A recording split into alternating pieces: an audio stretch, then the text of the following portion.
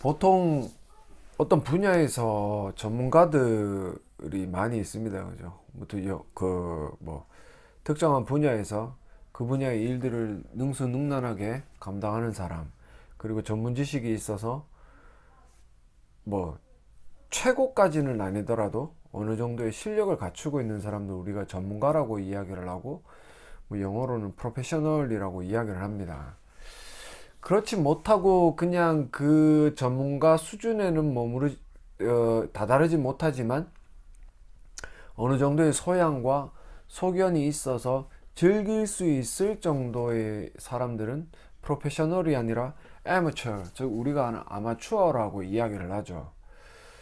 우리가 프로와 아마추어가 만약에 두 사람이 있다라면 어떤 일을 맡길 때요, 당연히 우리는 프로를 선택하게 되고 그 프로페셔널한 사람에게 많은 돈을 지불하거나 많은 대가를 지불하고 일을 시키고는 합니다.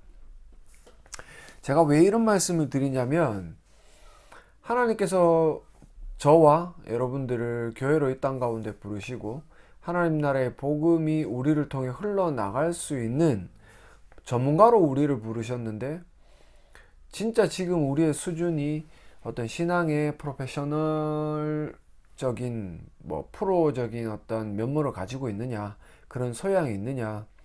그래서 내가 신앙이라면, 즉 기독교라는 종교에 대해서라면 나는 어떤 사람보다도 많은 것을 알고 있고 아는 것만큼 잘 살고 있다라고 자부하면서 맡겨진 소명들을 잘 감당할 수 있느냐, 이런 질문들을 우리에게 해 보아야 할 때가 지금이 아닐까 생각을 해요.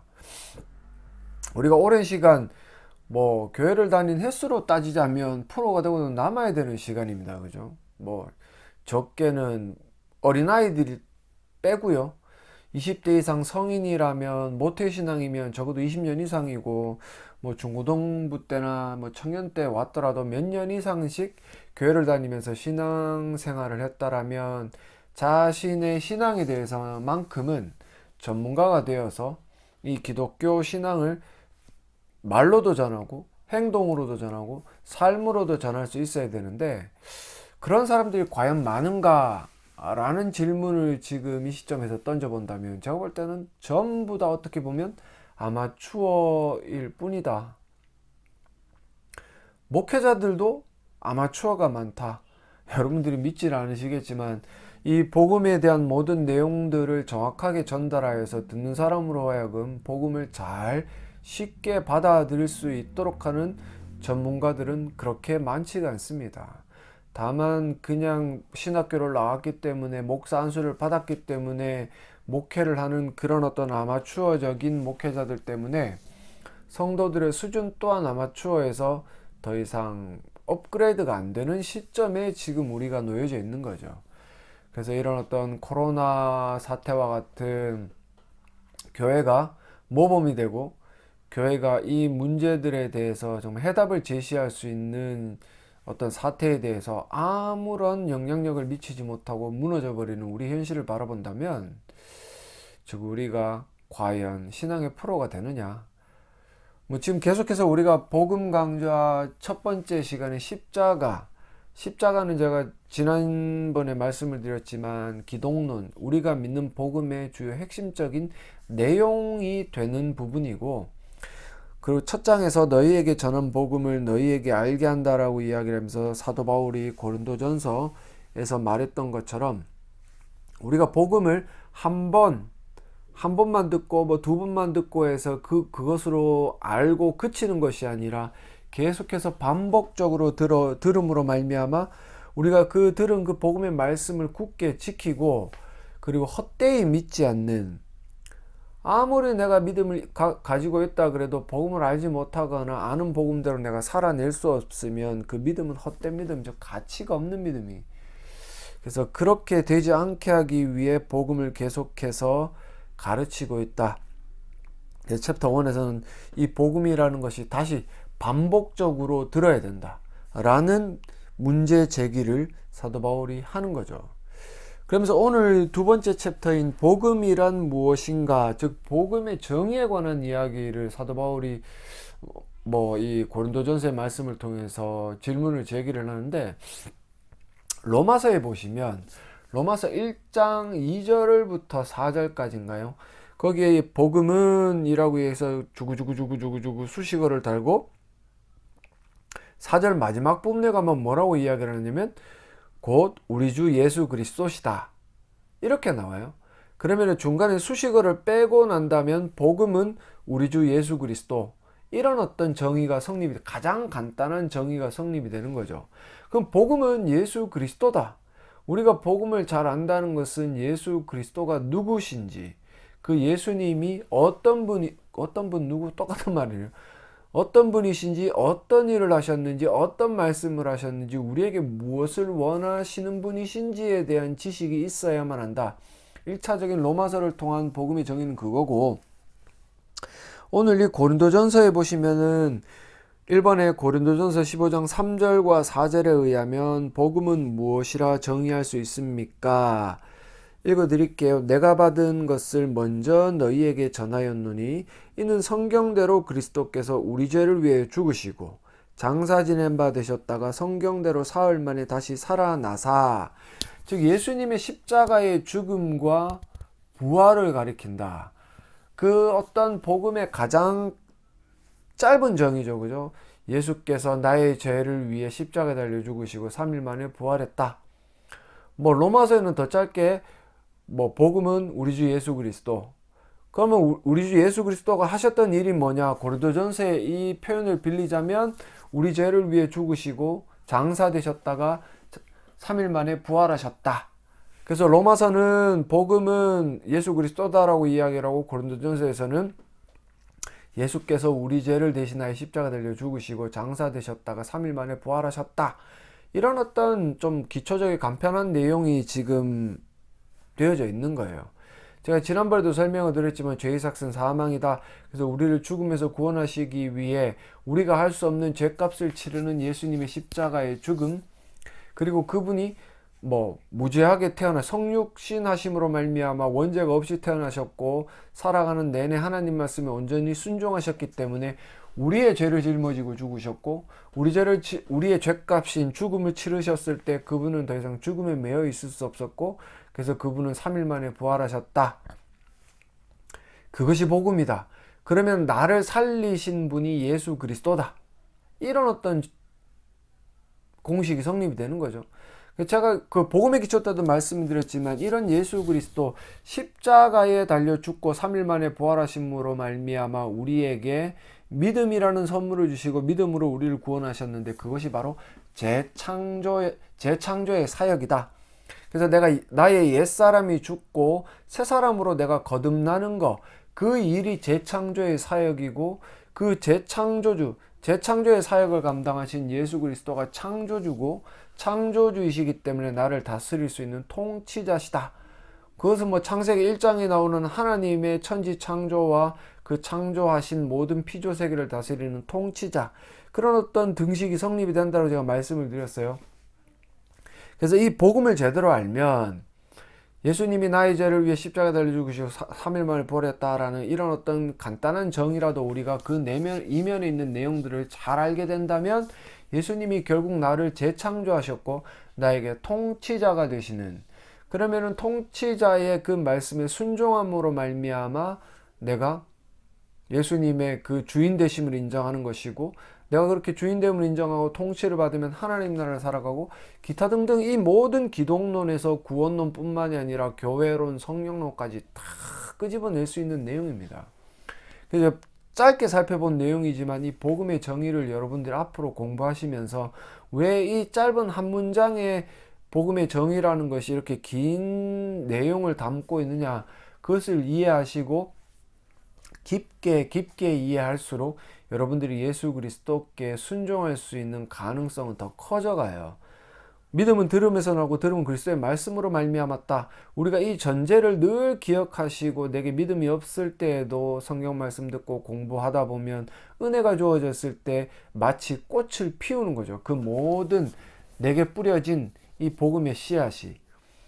그래서 그런 어떤 희망을 버리지, 소망을 버리지 않고, 그리고 자비와 긍휼을 바라면서 계속해서 공부를 해 나가셔야 돼요.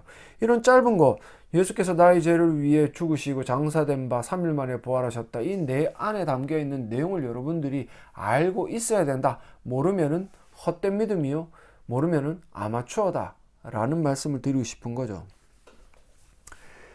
자, 이번에 다른 성경 본문들을 참고하여 복음이 무엇인지 좀 더 풍성하게 정리해 보십시오. 제가 조금 전에 말씀드린 거죠. 그죠? 로마서 1장 1절과 4절입니다. 예수 그리스도의 종 바울은 사도로 부르심을 받아 하나님의 복음을 위해 택정함을 입었으니, 그리고 복음이 이 복음은 블라블라블라블라 하고 4절 맨 마지막에 가면 이 복음은 곧 우리 주 예수 그리스도시니라. 제가 조금 전에 말씀드렸죠. 근데 이 예수가 뭐라 그랬어요?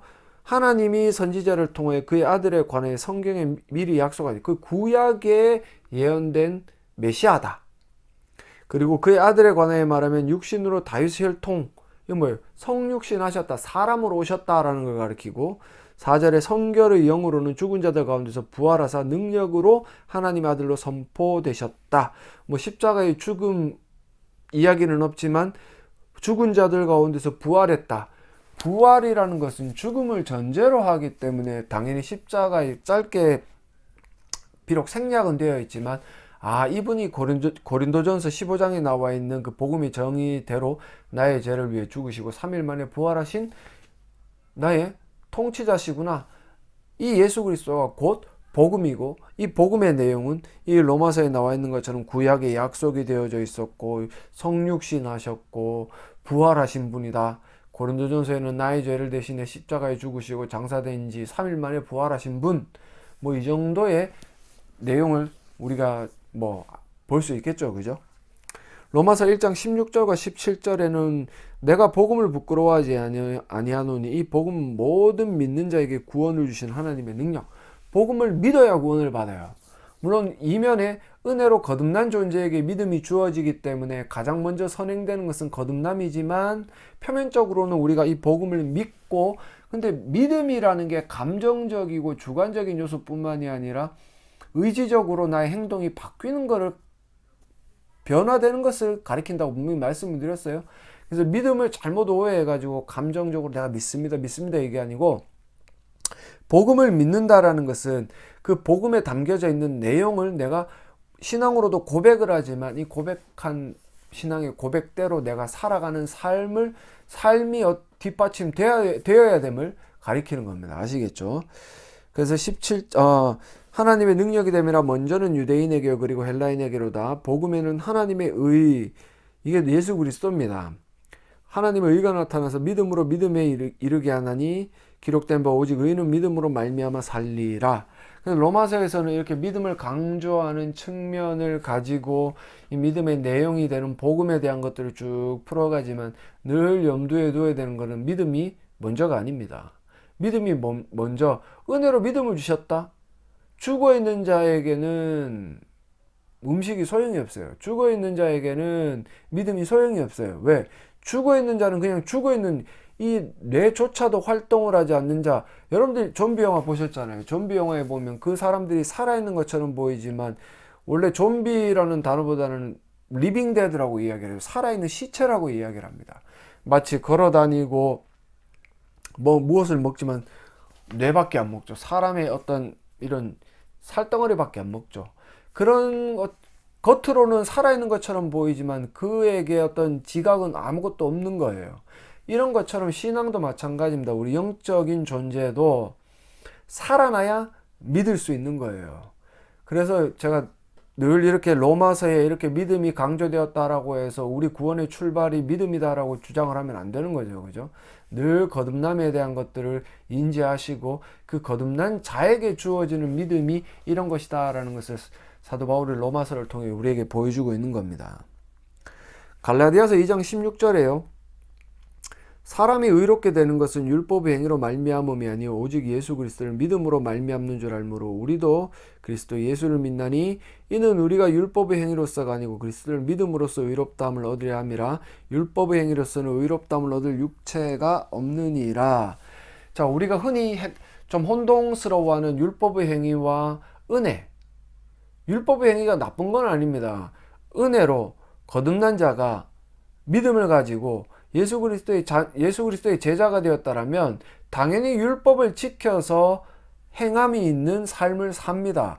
그때 율법의 행위라는 것은 믿음으로부터 오는 결과물인데, 지금 갈라디아서에서 이야기하는 이 율법의 행위로 의롭다함을 얻을 육체가 없다라는 것은 은혜는 차해버리고 자기 자신이 율법의 행위로, 즉 뭐 십계명이라든지 여러분들 흔히 교회에서 잘 주장하는 뭐 헌금 행위, 뭐 직분, 교사를 하는 거, 뭐 성가대, 찬양팀, 이런 어떤 행위로 여러분들이 구원을 쟁취한다고 생각하면 그건 불가능하다. 그게 바로 비복음이다라고 사도 바울이 이야기를 하고 있거든요. 그래서 우리가 이 지금까지 살펴본 복음의 내용들을 이제 3번에서는 정리를 해봐라라고 이야기를 하는데, 아직까지 많은 내용들이 나오지는 않았습니다. 근데 우리가 정리를 해보자면 예수 그리스도는 구약에서 이미 예언된 구원자인데, 이 예수 그리스도가 성육하셨다. 육신을 입고 이 땅 가운데 오셨다. 왜 그러냐면 인간의 모든 죄를 짊어지셔야 했기 때문에 성육신하신 거예요.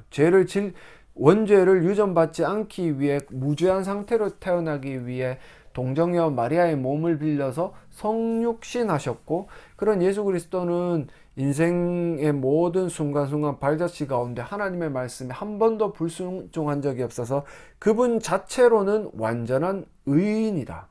죄를 지은 적이 없다. 그래서 여기 아까 보셨던 것처럼 로마서 1장 17절에 복음에는 하나님의 의가 나타났다. 의라는 것은 완전한이라는 단어를 붙이지 않아도 거기에는 죄라는 것이 없기 때문에 완전한 의인이라는 거죠. 그래서 그런 예수 그리스도께서 모든 인류의 죄, 저와 여러분들이 가지고 있는 죄를 짊어지시고 죄인이 되셔서 십자가라는 사형틀에서 달려 죽습니다. 그래서 죄의 삭신 사망이라는 것, 죄값을 치렀기 때문에 그분은 뭐 무죄한 상태로 태어나셨고 자범죄가 없기 때문에 완전한 의인이셨는데, 우리의 죄를 짊어지셨기 때문에 죄인이 되었다가 그 죄값을 치르면 결국은 완전한 의인된 상태였기 때문에 그분이 죽음에 매여 있을 수 없어서 3일 만에 부활하신 거예요. 그래서 그분의 어떤 모든 십자가의 공로를 성령 하나님을 통해 우리 같은 자들, 저와 같은 불쌍한 죄인들을 영적으로 죽어있는 자들을 거듭나게 하시고 그들에게 믿음을 허락하셔서 이 예수 그리스도를 믿는 믿음으로 이제는 율법을 따라 행할 수 있는, 그래서 예수님을 통치자로 고백하면서 살아갈 수 있는 존재가 되게 하셨다라는 거죠. 근데 우리가 조금 조심해야 될 것은 이 율법의 행위라는 것이 선행되는 은혜의 과정은 아예 배제해버리고 이 율법의 행위로 구원을 받기 위해 애를 쓴다면 결국 저주가 될 수밖에 없고, 이 저주는 우리로 구원에 이를 수 없게 한다. 여러분들이 교회 나가서 뭐 헌금하고 직분 가지고 열심으로 봉사한다고 해서 여러분들은 구원을 얻을 수 있는 거 아니에요. 구원을 받은 자들이 그 하나님의 은혜, 베푸신 은혜 앞에 감사하는 마음으로 헌금하고 직분을 가지고 열심히 봉사하고 뭐 교사로 성가대로 찬양팀으로 섬겨 나가는 겁니다. 반대로 행하시면 안 돼요. 그래서 이런 어떤 복음의 내용들이 제가 뭐 비록 간략하게 말씀을 드렸지만 이 정도는 여러분들이 알고 계시고 계속 공부하면서 조금 더 깊은 내용까지 들어가셔야 될 필요가 있습니다. 자, 3챕터는 이겁니다. 복음을 참되게 믿는가. 제가 믿음이라는 것이 주관적인 감정적인 요소뿐만이 아니라 의지적으로 행함이 있어야 된다고 분명히 말씀을 드렸어요.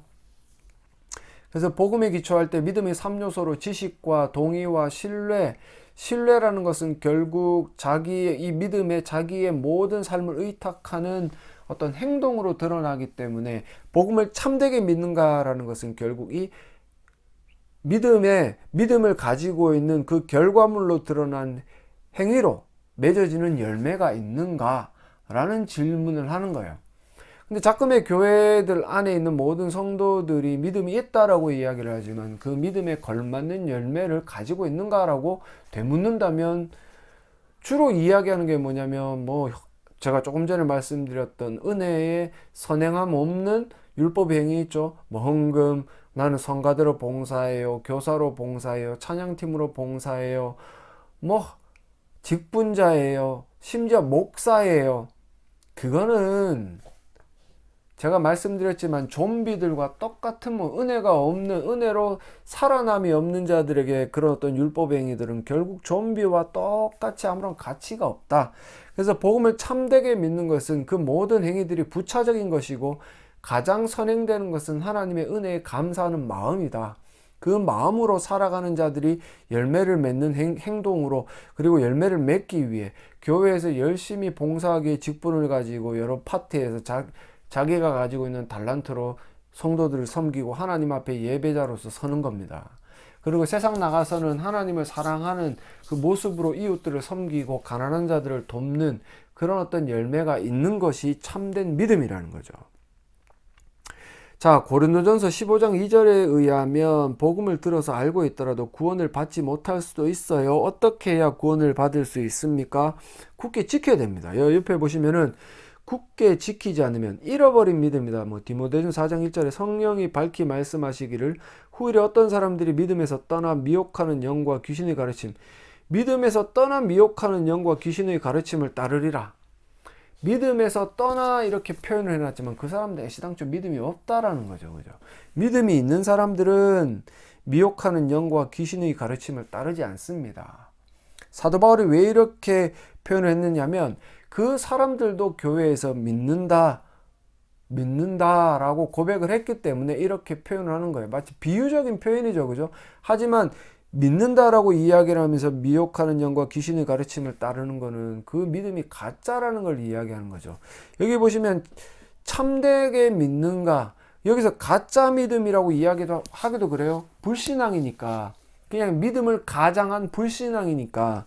그래서 굳게 지키지 않으면 결국 이 지킨다라는 말은 믿음을 프로텍팅 한다라는 말도 있지만, 결국 믿음을 프로텍팅 한다는 것은 내가 가진 믿음이 진짜라는 것을 증명하는 거죠. 그러면 반드시 행함이 드러나야 되고, 이런 어떤 미혹의 영이나 귀신의 가르침을 절대로 따라서는 안 되는 것을 가르치는 거죠. 그죠? 밑에는 헛되이 믿으면 유익이 없는 믿음. 믿는데 열매가 없어요. 믿는데 아무런 알곡과 같은 열매가 없는 거예요. 지금 교회들에 그런 사람들 많죠. 그죠? 돈은 많은 신자라고 이야기를 하지만 그 사람들이 정작 열매로 맺는 거는 자기를 위한 것밖에 없는 거예요. 자기를 위해 투자하고 맛있는 거 사 먹고 좋은 차 타고 좋은 집 사고, 옆에 성도들, 옆에 이웃들은 가난해서 쌀을 못 파는 사람들도 있고 혼자 사시는 어른들이 힘들어하는 사람들도 있는데 그런 사람들 절대로 돌아보지 않아요.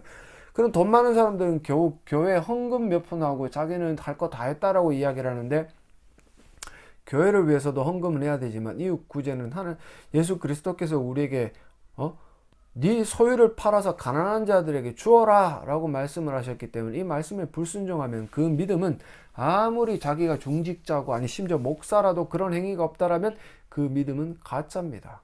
헛된 믿음이죠.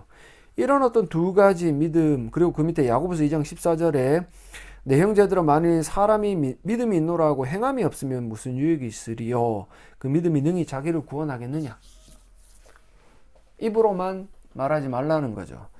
그래서 어떻게 해야 구원을 받을 수 있습니까? 이 말은 자기가 가진 믿음이 구원을 받을 수 있는 믿음인지 어떻게 알 수 있습니까? 라는 질문으로 바꿔볼 수 있죠. 그죠?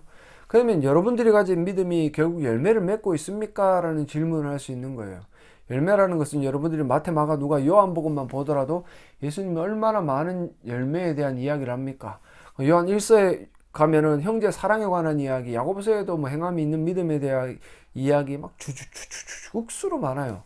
근데 그런 어떤 행함이 있는 믿음, 결국 결과물이 있는 믿음이 여러분들의 삶 속에 맺어지는가?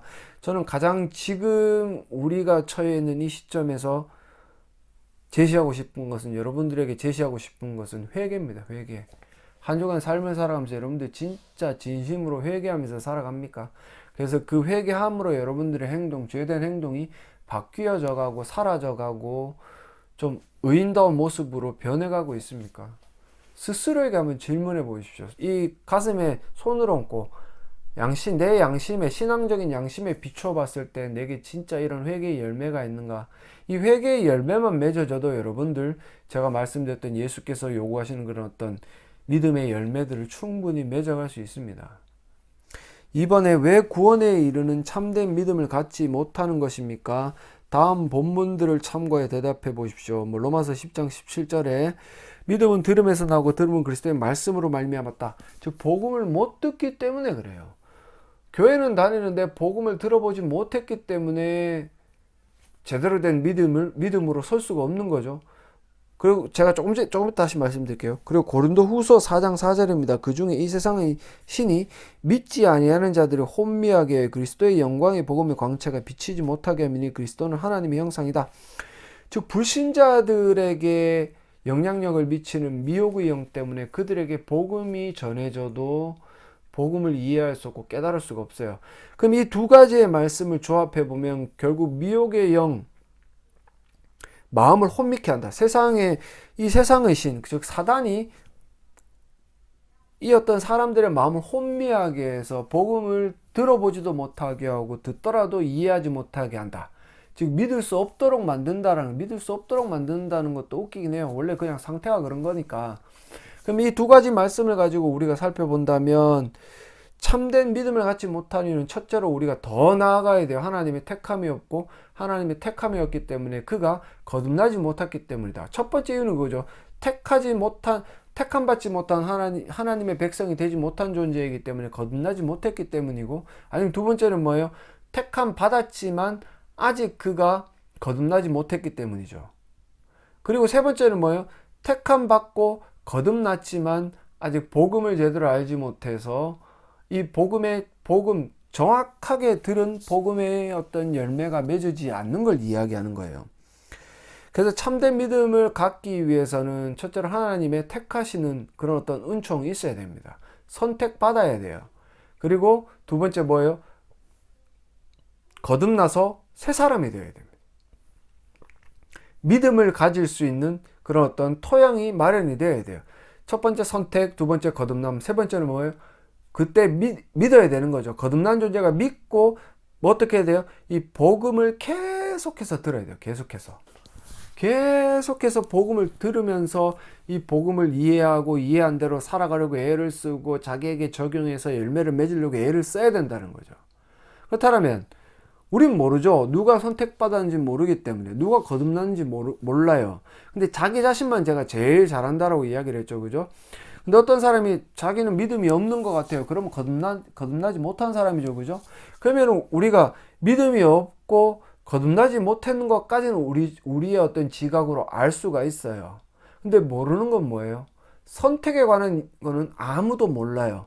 어린 양의 생명책에 기록되어 있는 그 내용은 아무도 몰라요. 제가 그래서 여러분들에게 권면 드리는 게 뭐예요? 죽을 때까지 기도하고 죽을 때까지 매달리고 죽을 때까지 복음을 들어라. 왜? 누가 선택받은지 몰라요.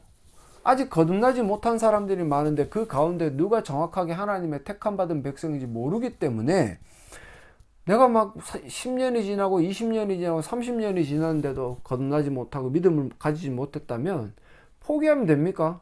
죽을 때까지 믿져봐야 본전입니다. 죽고 나면 어차피 지옥 가요. 그러면은 결과적으로 내가 어떻게 살든지 간에 만약에 택함을 받지 못했다면 지옥 가는 거죠. 근데 몰라요.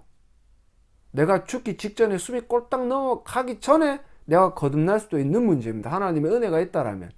그래서 하나님의 은혜라는 것은 결국 우리가 우리의 계산이나 우리의 어떤 원함이나 우리가 어떤 하는 공로에 의해서 좌지우지 되지 않는 겁니다. 만약에 내 어떤 계산이라든지 나의 어떤 공로에 의해서 이 거듭남이라든지 믿음이 내게 주어진다면 하나님은 전능하신 분이 아니죠. 하나님은 내게 충성을 요구하시면 안 되는 거예요. 왜? 내게 공로가 있는데 온전하게 하나님만을 사랑해라라고 이야기하면 하나님이 굉장히 양심 없는 분입니다. 제가 왜 이런 말씀을 드려요? 온전히 하나님의 은혜로서 우리는 그저 하나님께 자비와 긍휼을 구해야 되는 존재이기 때문에 우리가 하나님의 말씀, 하나님께서 너는 나를 사랑해라, 나만을 사랑해라, 우상 숭배하지 마라, 내가 너의 주인이다 라는 말씀에 100% 공감할 수 있는 거예요. 왜? 하나님의 은혜가 아니면 나는 절대로 구원받을 수 없기 때문에 그렇습니다. 이 말씀을 여러분들이 참된 구원에 이르는 참된 믿음을 갖지 못한 거 제가 아까 전에 세 가지로 말씀을 드렸어요. 아직 택함 받지 못한 사람이 있고, 택함 받았지만 거듭나지 못한 사람이 있고, 택함 받고 거듭났지만 아직 복음을 제대로 듣지 못해 그 믿음이 연결지 못했기 때문이다.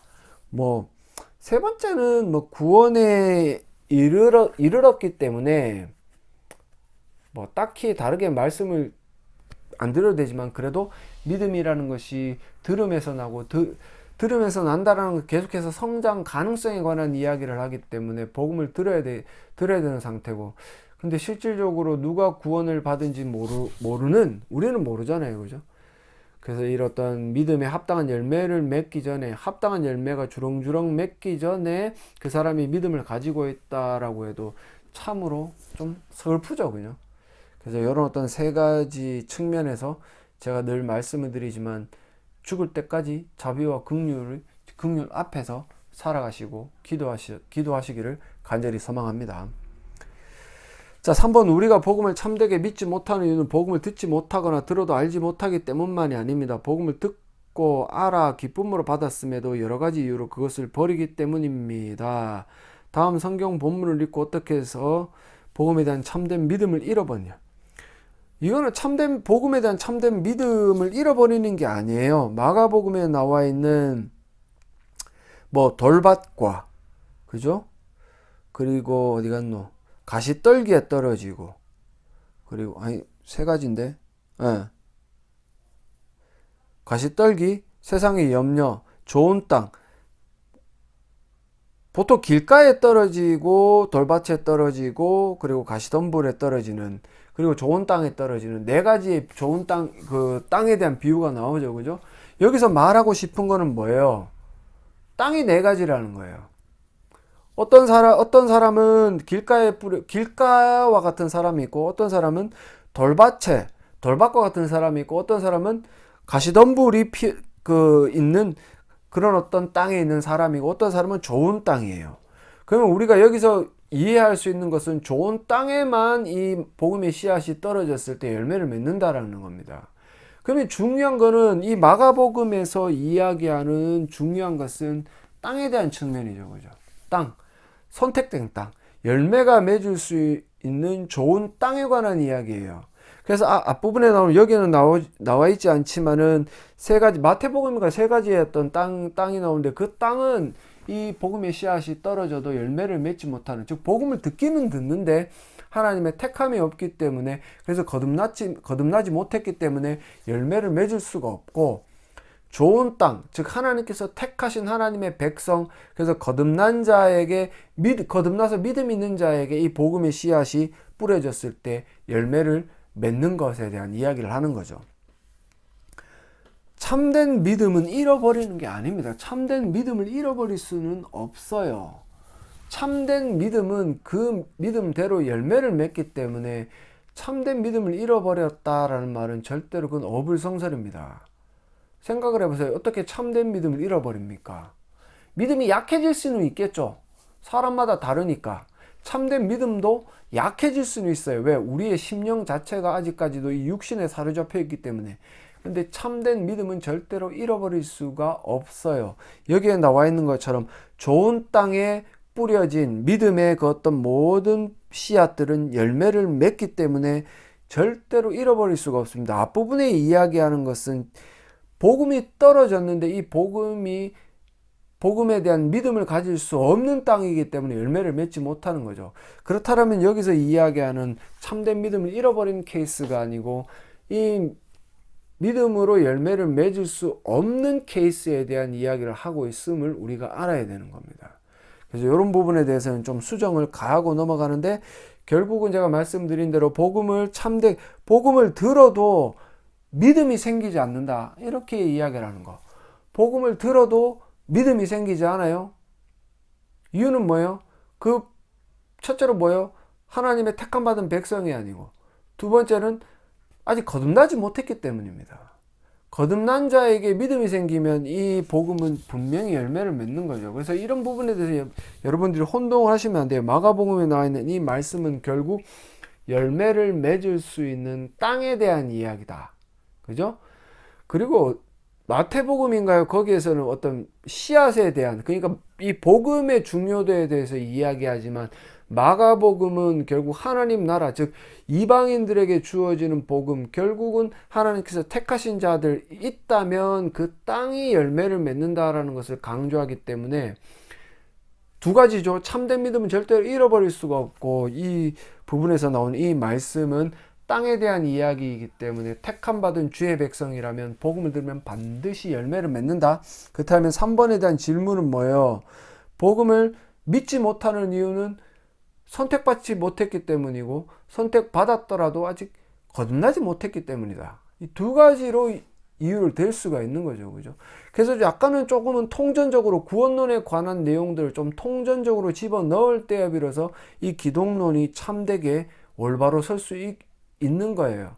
그래서 제가 말씀드린 대로 택함 받지 못한 하나님의 백성은 복음을 들어 열매를 맺지 못하고, 택함 받았지만 아직 거듭나지 못했다면 열매를 맺지 못한다. 그리고 이 마가복음의 말씀은 결국 하나님의 택함 받은 백성은 반드시 열매를 맺게 되어 있다. 또 여러분들 가운데 교회를 오래 다니고 믿음이 있다라고 생각하지만 열매를 맺지 못한다면 여러분들이 어떻게 생각해야 됩니까? 아직까지 내가 거듭나지 못했구나. 택함에 대한 생각은 제가 하지 마라 그랬어요. 택함에 대한 것들은 우리가 모르기 때문에 아직 생각하지 말고 거듭남까지만 딱 가서 내가 아직 거듭나지 못했구나. 그럼 불안하겠죠. 내가 설마 택함 받지 못했을까? 그러니까 제가 뭐라 그래요? 죽기 직전까지 자비를 베풀어 달라고 기도하시라는 거죠. 하나님 앞에. 그래서 여러분들이 이 어떤 믿음에 관한 이야기, 그리고 예수 복음이 무엇인가, 복음이 어떤 기능을 하는가, 이 복음을 믿지 못하는 이유가 뭔가, 그리고 이 참된 믿음, 복음에 대한 참된 믿음이 있다면 복음대로 살아가는 열매가 맺어진다 등등의 이야기를 나누었는데, 제가 말씀드린 것처럼 복음은요, 정확한 복음을 계속해서 들어야 됩니다. 한 번 들었다고 끝나는 게 아니라 정확한 복음이 계속해서 선포되고 가르쳐져야 되고, 그래서 그렇게 듣게 된 복음대로 믿음 있는 사람들은 그 믿음을 성장시켜 나가고, 아직 거듭나지 못한 사람이라면 거듭나게 달라고 그 말씀대로 기도하는. 근데 이렇게 제가 늘 말씀을 드리지만, 이렇게 제가 말씀을 드렸다고 해서 자기 스스로 거듭남에 대한 고민을 해보고 자기가 거듭나지 못했음에 대한 인지를 한 상태에서 하나님 앞에 엎드려 기도하는 사람은 거의 없다. 만약에 내가 아직 거듭나지 못했네, 정말 이제는 하나님 앞에 엎드려 기도해야 되겠다, 간구하는 사람이 있다면 그 사람은 그 순간 이미 거듭난 거예요. 왜? 그렇게 기도하는 믿음으로 나아간 존재이기 때문에 그래요. 근데 중요한 거는 그런 사람이 아니라 믿음이 있다라고 헛된 자부감에 빠져 있는 사람들이 있죠. 헛된 믿음을 가지고 있는 사람도 있어요. 헛된 확신을 가지고 있는 사람. 제가 말씀드렸죠. 그런 사람들이 제일 위험합니다. 절대로 점검하지 않고 절대로 하나님 앞에 엎드려 자비와 긍휼을 구하지 않아요. 그러니까 회개도 하지 않죠. 그래서 여러분들이 오늘은 이 1장까지 공부를 하면서 결국은 약간은 서론적인 내용이죠. 그죠? 왜 우리가 복음을 들어야 되는가에 대한 이야기를 나눠봤는데, 2장에는 이 예수님이 화목제물이 되셨다라는 내용으로 약간 이제 그러니까 성경 신학적인 내용으로 들어가서 화목제물이 무엇이고 예수님이 왜 화목제물이 되셨는가, 그래서 우리가 죄인이었기 때문에 죄인이라는 그 사실에 포커스를 맞추는 내용으로 이제는 조금 더 쭉쭉 나아가게 될 거예요. 그래서 계속해서 공부를 열심히 하십시오. 서론이라고 한번 듣고 넘어가는 게 아니라 이 복음 강좌 십자가 편을 통해서 무엇을 하나님께서 우리에게 주시고자 하는가를 필요성을 자꾸 넣으시고, 제가 말씀드렸던 것처럼 자비와 긍휼에 늘 기대어 살아가야 합니다. 그렇게 될 때 우리의 삶 가운데 성령 하나님께서 은혜를 베풀어 주시기 때문에 공부를 게을리하지 마십시오. 제가 말씀을 드렸죠. 그죠? 프로페셔널 전문가가 되어야 됩니다. 전문가. 신앙의 전문가. 그래서 저도 그렇고 여러분들도 그렇고 이 신앙의 전문가로서, 프로페셔널로서 어떤 사람들에게 선한 영향력을 끼치고, 그렇게 그 사람들이 우리의 삶을 통해 영향을 받은 존재들이 하나님 앞으로 나와 구원의 기쁨을 맛보게 하는 귀한 주의 백성들 되시기를 간절히 소망합니다.